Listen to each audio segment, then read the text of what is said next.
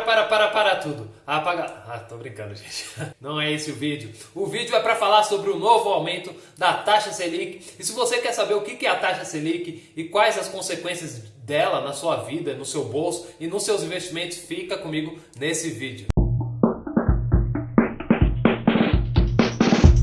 Fala, gente! Como vocês estão? Vocês estão bem? Espero que sim. Meu nome é Bruno Lisboa, educador financeiro, e seja muito bem-vindo ao canal Papo de Ouro. E no vídeo de hoje eu vou explicar o que é essa taxa Selic e como o aumento dela vai influenciar no seu bolso, nos seus investimentos. Mas antes, eu preciso de um favor, que você curta esse vídeo, taca o dedo nesse like, se inscreva no canal e ative o sininho para receber todas as notificações dos próximos vídeos, se você realmente quer aprender a investir bem e de forma correta. Eu não tenho dúvidas que você quer, né? A taxa Selic, que é a taxa básica de juros, é a taxa que manda em todas as outras taxas.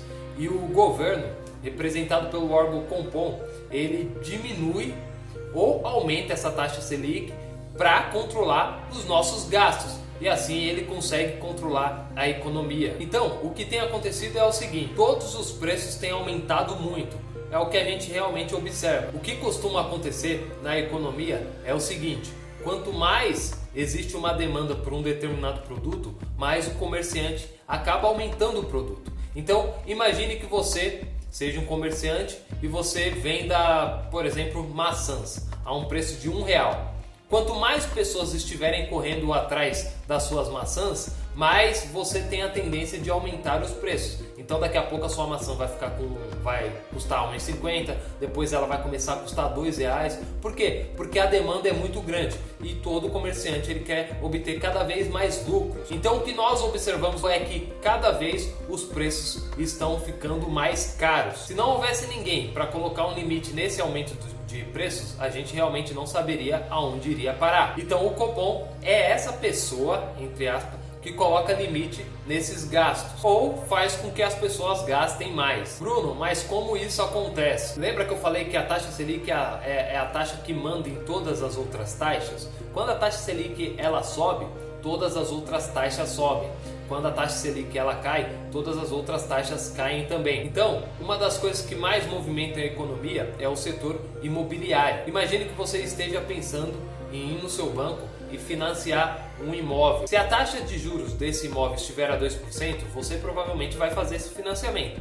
Agora, se você chegar no seu banco e a taxa estiver 13%, é bem provável que você não faça esse financiamento. Ou seja, com o aumento da taxa Selic, a taxa de financiamento passa a ser mais cara. E isso vai inibir as pessoas de fazer um financiamento, de pegar um empréstimo. Agora pense para o lado de uma empresa. Imagine que uma empresa esteja em expansão e ela quer pegar um empréstimo para fazer com que a sua empresa cresça. Se a taxa de empréstimo estiver a 2%, é bem provável que ela vai pegar o empréstimo e com isso ela vai conseguir expandir a sua empresa, dar mais empregos. Dando mais empregos, é mais pessoas com dinheiro na mão para movimentar a economia. Movimentar a economia é gastar mais. Se uma empresa olha uma taxa de 13%, é bem provável que ela vai deixar o empréstimo para depois, quando a taxa Selic cair. Isso faz com que ela não aumente a sua empresa, não contrate as pessoas que ela tinha que contratar e faz com que as pessoas, consequentemente, gastem menos, ou seja, menos dinheiro em circulação. Se tem menos dinheiro em circulação e as pessoas passam a gastar menos, as empresas acabam diminuindo o preço dos seus produtos para que o produto fique mais acessível e as pessoas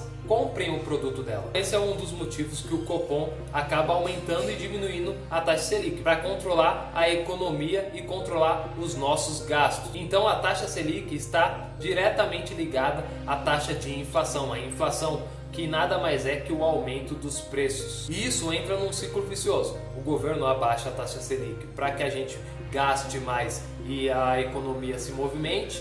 E o governo aumenta a taxa Selic para incentivar que a gente pare de gastar e a economia desacelere. E assim ele consiga manter o equilíbrio da economia. Bom, agora que você sabe como a taxa Selic influencia no teu bolso na questão dos gastos, vamos ver como que ela influencia na questão dos investimentos. Existem alguns investimentos que são diretamente ligada à taxa Selic, que são os investimentos que nós chamamos de pós-fixados, que seguem alguma taxa. Eu chamo carinhosamente de investimento Maria vai com as outras. O porquê disso, Bruno? Porque vamos dar o exemplo da taxa Selic. Existem investimentos que são ligados à taxa Selic. Quando a taxa Selic sobe, esses investimentos vão passar a render mais, porque as taxas sobem também.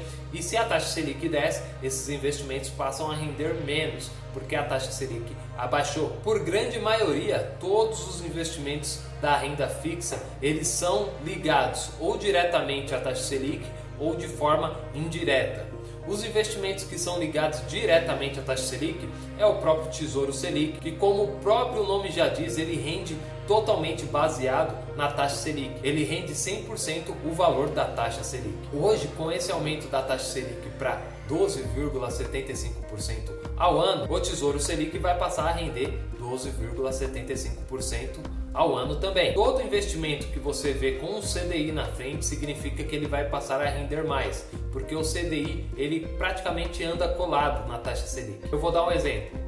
CDB 100% do CDI significa que ele rende 100% da taxa DI, que anda colada na taxa Selic. Ela costuma ser em torno de 0,1% abaixo. Então, se hoje a taxa Selic subir para 12,75%, significa que ela vai render 12,65% ao ano. Então, todo investimento que você ver CDI na frente significa que ele vai passar a render mais. Esses são investimentos ligados diretamente à taxa Selic. Agora, investimentos pré-fixados, como Tesouro Pré-fixado, CDB pré-fixado, a tendência é que os novos a serem emitidos vão passar a render mais, vão ser mais atrativos. Porque imagine, se a taxa Selic está a 12,75% ao ano agora, não faz sentido eu investir em um CDB pré-fixado de 12%. Então, todos os CDBs pré-fixados tendem a aumentar de preço agora nesse exato momento. Em resumo, praticamente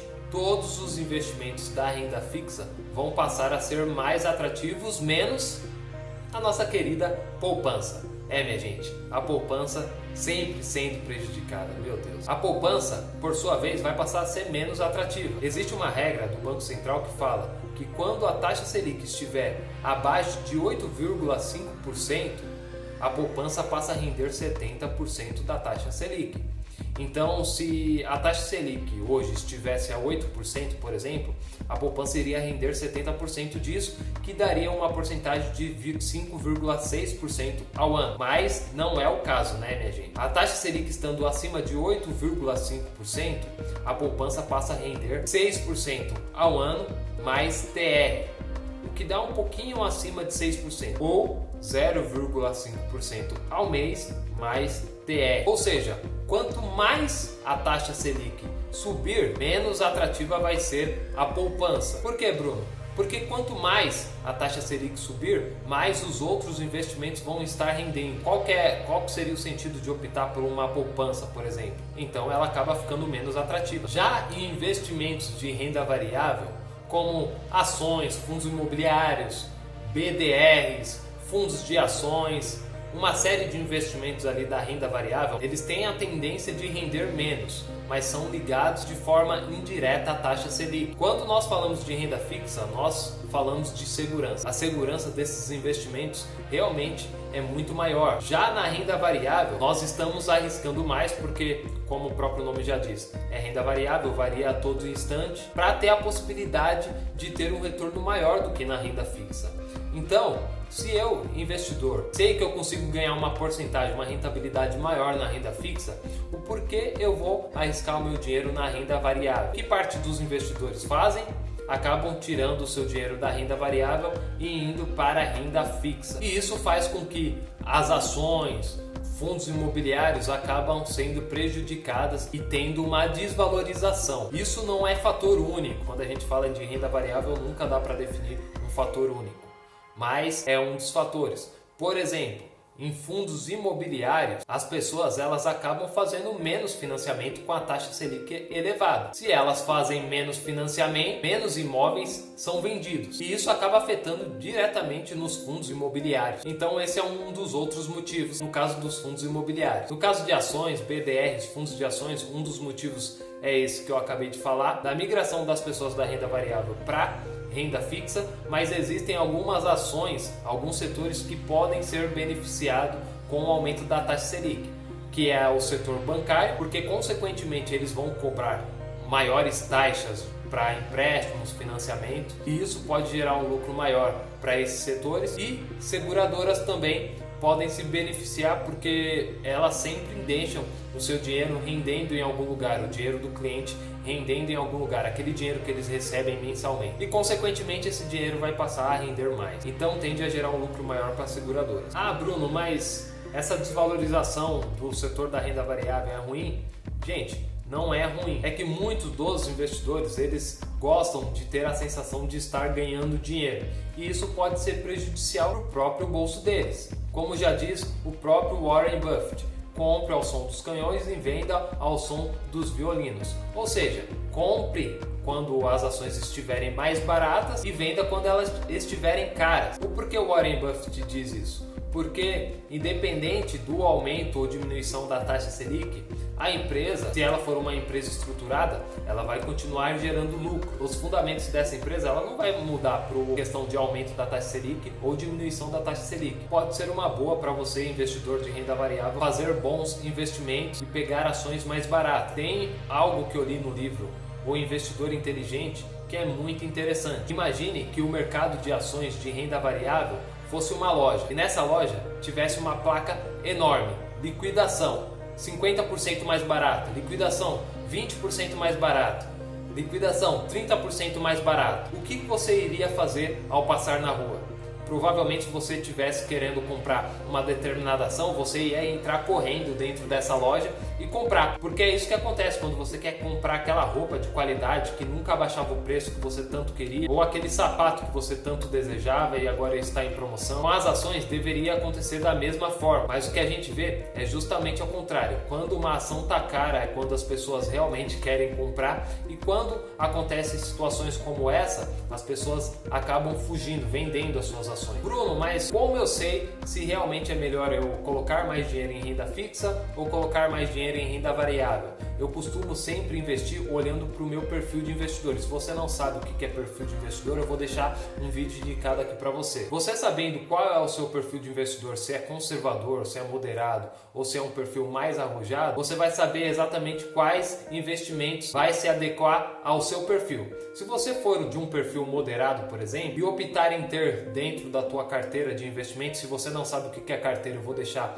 ele aqui indicado também, 50% de renda fixa e 50% de renda variável, você continua mantendo o equilíbrio da tua carteira, continua investindo em renda fixa e continua investindo em renda variável da mesma forma até que sua carteira fique em equilíbrio. Se você tem um perfil mais conservador, você aproveita essas oportunidades e foca na renda fixa. Se você tem um perfil mais arrojado, você aproveita mais as oportunidades da renda variável, mas sempre olhando para as boas oportunidades agora que a renda fixa está nos provendo. A solução está em seguir a sua estratégia ou a estratégia que mais se adequa ao seu perfil. E segue o jogo, minha gente. Não há motivos para desespero. É isso aí, esse foi o nosso Papo de Ouro de hoje. Espero que vocês tenham gostado desse vídeo. Já compartilha esse vídeo com um amigo seu que quer começar a investir também, entender melhor sobre os investimentos. E já se inscreve nesse canal, curta o vídeo e ativa o sininho para receber todas as notificações dos próximos vídeos. Estou te esperando também no meu Facebook, no Instagram. Vou deixar tudo na descrição do vídeo. Obrigado de coração e até o próximo Papo de Ouro.